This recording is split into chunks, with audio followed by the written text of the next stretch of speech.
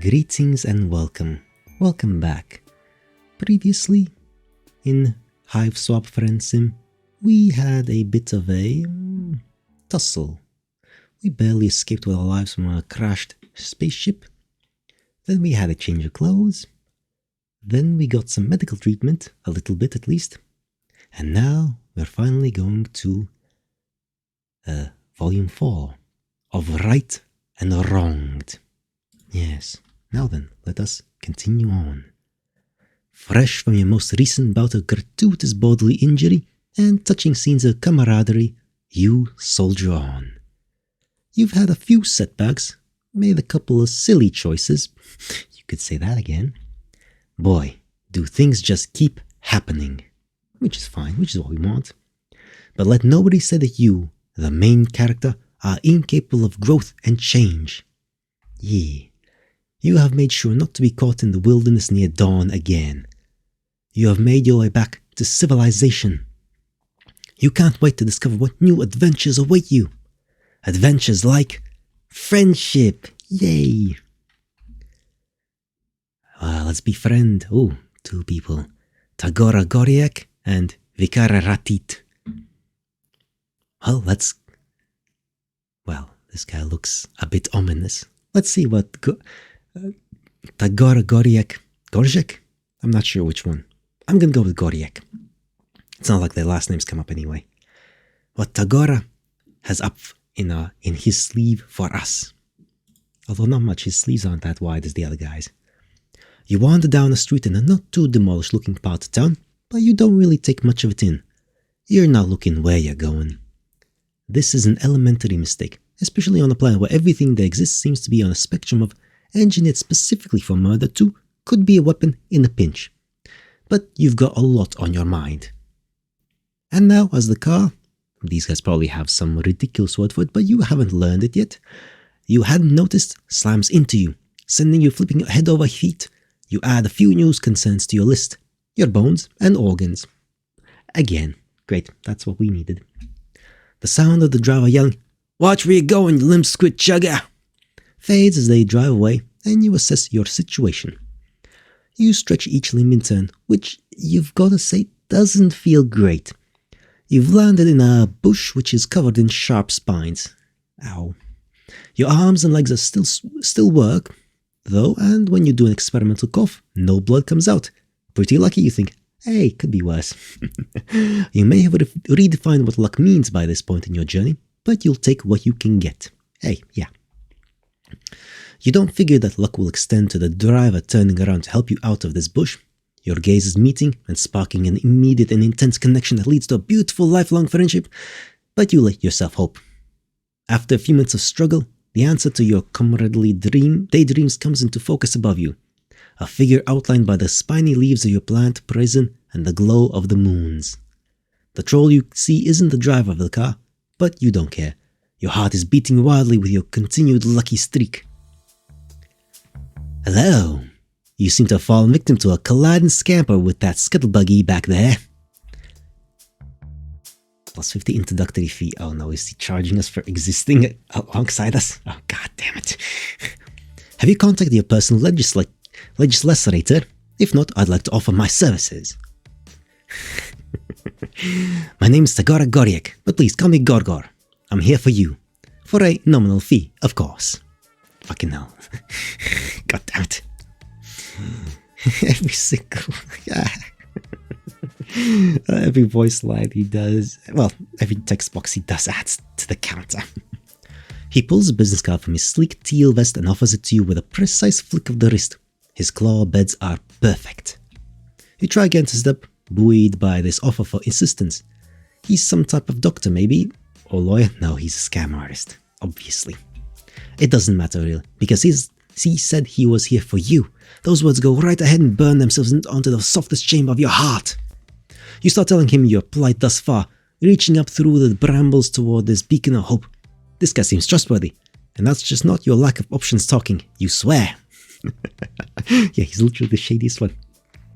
As you shift, the moonlight shines on you. He steps back briefly, dropping his card. The one eye that's not covered by a swoop of product-infused hair opens wide. He recovers, smoothing his hands down his chest and straightening up, clearing his throat as you continue to explain. You're...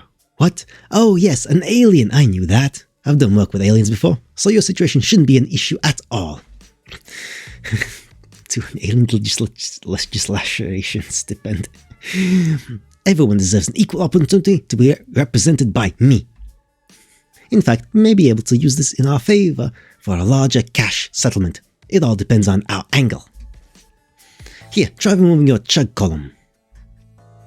You aren't sure why this is necessary, but you wriggle your torso, hoping that's right. You've never wanted anything more in your meager existence than to follow this specific directive perfectly. No, not that. You add a little hip jiggle, not so much that he might think it's a come on, but enough to say, hey, I'm friendly and I know what the fuck I'm doing. No, you're... the thing that holds up your think pan. Work with me. Ah, the neck. Confusion emolument. You continue what you hope is a part of a troll friendship ritual, shimmying various parts of your anatomy deeper into the bush until you get to your neck and he clasps his hands together. There we go. That one hurt, didn't it? Definitely a case of column snap, which can get us a decently hefty restitution. Your neck feels fine, or it doesn't hurt any more than the rest of you, but you give him what you hope is a convincingly painful nod of agreement. Of course, you will need to front the initial legislation costs. We may also have to injure you further to ensure your case is convincing, but you've got to break a few cluck beast embryos to make a grublet, as you well know. Initial cost 500. Yes, I think we may make a mutually beneficial team if you're willing to do what it takes to bring about the justice you deserve. So, what do you say? How would you like to help me help you? Terms and conditions apply. You'll read the fine print. Can we actually read the fine print? We can't. He's talking really fast and you're not sure exactly what to think about your lack of funds or the idea of breaking any more bones, but that smile's as sharp and shiny and pointed right at you. You want more of it.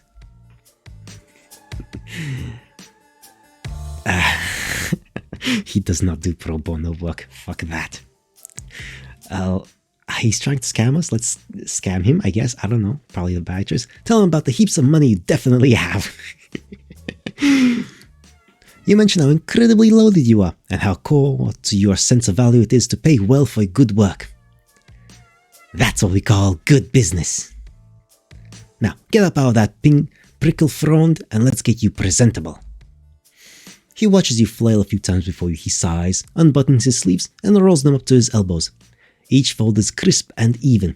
It takes a while, but you are good at being patient. There is a 12% cost increase for instances of manual labor. It'll all be explained in your bill. Manual labor hike. It's itemized. I'm sure an alien of means such as yourself will be able to handle it. You take his hand and he pulls you up and out of the bush. It's kind of a rough job. He's not as strong as he looks, you guess.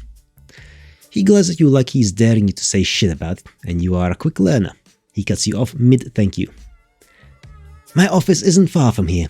We can go there to get things started. And by things, I absolutely mean get you clean and sign a lot of vaguely worded yet stringently binding documents. Great, just what I wanted. He walks with a purpose. You shake off the flora stuck in your various body parts and do your best to catch up. From the outside, his office basically just seems like his hive. You've learned a thing or two during this shitstorm of a cultural exchange though. You gotta play cool when a potential friend invites you home. You never know what cages or monsters or methods of evisceration they might have laying around, and you want to prepare a nice chill look on your face for whatever carnage you're about to be confronted by. It doesn't work. Your face falls to a bewildered hell when you walk inside, because it's all chrome and glass and broad white walls in there. It's like he thought the fanciest looking crate and barrel display room he could find, down to the last useless minimalist accessory, and then never sat down in it. His lusus, a ferret, is chilling on an enormous silver thing that's halfway between a throne and a plate tower. Everything is clean and bright and at perfect light angles, and you don't see any weapons anywhere. It's fucking creepy. You ask him if he just moved in because polite conversation seems like maybe the best thing you can do. In the absence of something specific to focus your fear on, you're just sort of a little afraid of everything. I guess that's reasonable. You're not paying me to learn my life story, unless you'd like to. In that case, no. I've lived here most of my life. I'll go ahead and add that to your bill, thanks. 1500 life start installment. You stare at one of the chairs. Should you sit in it? By all means, do not make yourself at home. Head straight to my ablution trap while I prepare our contract. You really want to connect with this guy, and you'd like how you just vibed there, where you were thinking about sitting your big cradled ass in his fancy chair, and he could totally tell you were thinking it. But you don't want to be friends badly enough to walk straight into something that has the word trap right there in its name without at least pondering it for a second. You've become savvier during all this. Just a little. Let's just take a goddamn bath, it's fine. You're more than a little concerned about the trap part of the instructions you just received, but hey, at least the trap you know about is better than one you don't. And with everything else you can see so freaky pristine, he has to be hiding some evil somewhere. You wonder if it's a dungeon. A dungeon could be cool. The ferret bounds down its pedestal and jerks its head for you to follow it. You do because it seems like a regular thing to do, and Tagora is busy on his computer. It leads you to a bathroom, which is just as fancy and clean as everything else you've seen. The Lusus chitters at you for a second, squirms its big noodle body around, and leaves, shutting the door behind it. You wait a second till it's probably gone before you test the handle. It's unlocked. Huh. You wonder what the point or, motive might be for leading you to this room until you turn and see yourself in the mirror. That is some haggard looking stuff right there, so, fair. You're flying by the seat of your pants, but you guess maybe you're supposed to take a bath. If not, and he gets pissed and unleashes the ferret on you, at least you'll meet your maker nice and clean. You half expect some indiscernible goo or blood or something to come out of the faucet in the weird lumpy tub, but thankfully it's just water. Once you're in, you take a look at the truly inordinate amount of bath products you have at your fingertips. There are 3 shelves of little bottles and soaps and unidentifiable lathersome accessories by the tub alone. There's even more by the mirror. The labels are all gibberish, of course, but you sniff a few until you find something flowery and go to town. You take more time than you should in there, but you haven't experienced a moment of luxurious solitude in a bit. Full-time friendship searching can be difficult work. It's good to recharge. Once you're freshly scrubbed and dried, you slather yourself head to toe with some lotion you find in an iridescent vial. You hope he won't mind you using it. He wants you to be presentable, and this stuff is sparkly. You're starting to feel rejuvenated as hell, ready to knock this friendship stuff right out of the park. You leave your dirty, torn up old clothes on the floor, wrap yourself in one of the many satin bathrobes folded on the shelf, and head back out to find Tagora. He's standing in his foyer, waiting with the contract he typed out for you. When he sees you, his eyebrow ticks up. I see you went with the Rainbow Drinker Serum, full body application. Bold choice. I mean, it's an incredibly rare and expensive product, and I do expect to be remunerated, but I won't lie, it works. 15,000 crush fresh handmade troll cosmetics. Oops. Yeah, sure, that stuff. You don't want to let on that you don't know what it is since he seems impressed. Instead, you give him his ego a little stroke and tell him you hadn't seen such a sumptuous array of self-care accoutrements in so long that you couldn't help yourself. Not everyone takes skincare as seriously as they should. I assumed you were taking forever in there because you'd gotten lost or didn't know how to use the absolution trap. I hadn't considered the possibility that you were just doing your regimen. Noted. Oh, minus 500 for impeccable skincare. Oh. You hold your arms out to admire the well-hydrated sheen you have going on. This time you're not really even bullshitting. It just does actually look pretty good. That's cool. Tagora seems like he's struggling. He keeps opening his mouth to say something, then changing his mind. He's clutching the documents in his hands like a flotation device. He looks down at them, then back at you. I typically only use that particular product to highlight my cheek blades, but there's no real reason you shouldn't apply it more liberally, especially if cost isn't an issue. It's a little drastic for my personal style, but there is a certain unorthodox glamour to it.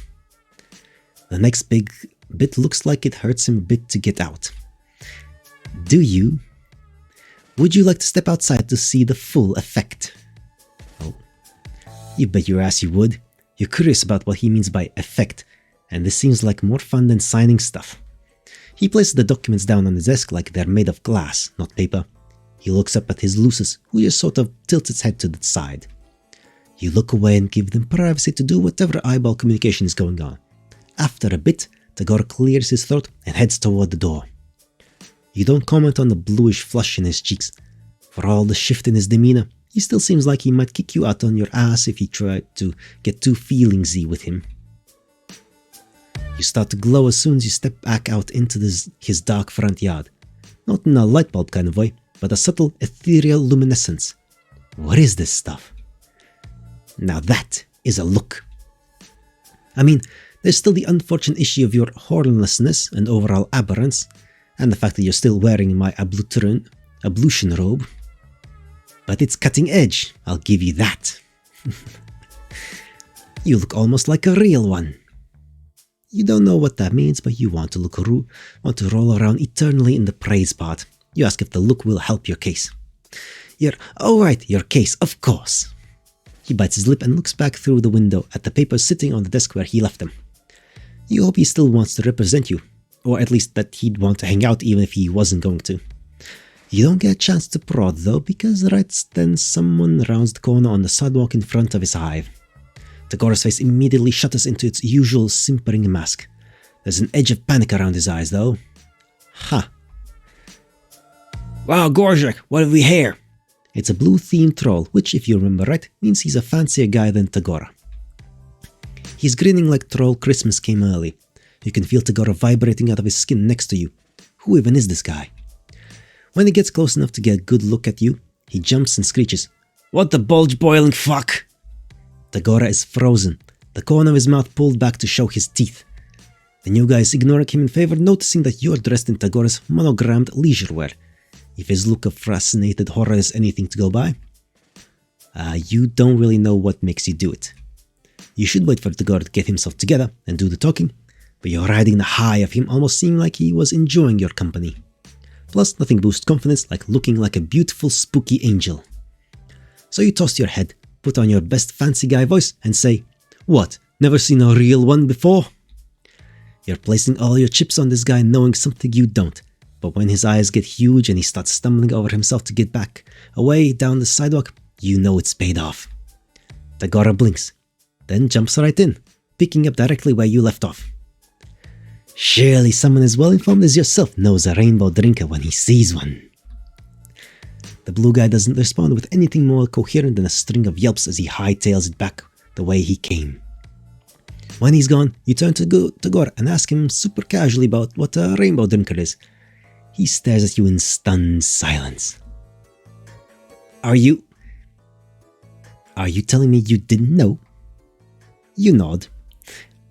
And that you ran with it anyway, exploiting the fear you picked up on to turn the tide of a delicate encounter to your favor? You shrug. You guess so? You tell Tagora you hope his friend wasn't too freaked out. Friend? No, I hate that guy. There are simply times when being liked by your betters is helpful. Though technically, fearing me is just as good. Better, maybe. So, you know. Thank you. Tagora's laugh is soft. It's not a sound you expected to hear. He's happy because of something you did. You can't help it. You start laughing too. That was a bit of a rush, wasn't it? It was almost fun. I suddenly didn't see it coming anyway. I underestimated you. He gives you an appraising look that takes a deep breath. You're so nervous all of a sudden. You feel unbalanced on the precipice of what he might be about to say. From one prevaricator to another, I will let you know on something. I haven't actually encountered an alien before. Oh, sweet relief. Surcharge for truth revealed too. Oh, sweet relief. You told me his act was all airtight, and as long as everyone's doing the truth thing, you admit you lied a bit too. You aren't actually rich. Oops. Yes, that's clear now. You have the invaluable ability to fake it though. That's potentially much better. Why don't we put your case on hold for the time being? You wouldn't have enjoyed the outcome of our legal system anyway. We can find an alternative means of you working off your debt. Ah, great. I think we may make a better team than I previously anticipated. With our wits combined, we can tackle bigger and better things than traffic injuries. He flexes his hand at his side, then in one swift and decisive moment, he extends it out to you. On his face is something close to an honest-to-God real-ass smile. I've never actually formed a legitimate partnership of any sort before, but I believe this is how it's done. What do you say? The glow in your heart shines brighter than any expensive and still kind of mysterious lotion. You take his hand in your firm, no-nonsense grasp of pure, inexorable joy and shake it. Friendship. Just sign here. We're glowing like a rainbow. Okay, well, that was neat. Well, we're clean now. We are in a bit of a debt situation, though. Almost 20 grand of whatever money this is. You know, could be worse. We did get in a car accident, though. A little bit. Apparently not serious, but still. Could have avoided. Could have been. We made a new friend.